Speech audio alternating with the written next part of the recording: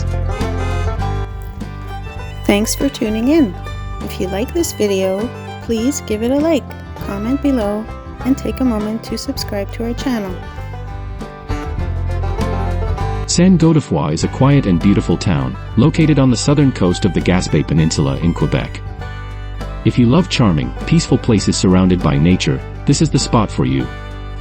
Saint Godefroi is known for its stunning coastal views, where the St. Lawrence River meets the Gulf of St. Lawrence.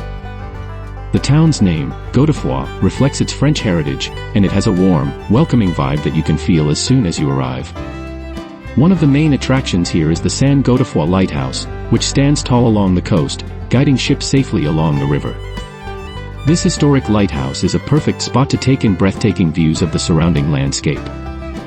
Whether you're looking to relax by the coast, enjoy the outdoors, or learn about the local history, Saint Godefroi is a wonderful destination to explore on the Gaspé Peninsula. It's the kind of place where you can truly slow down and appreciate the simple beauty of life by the sea.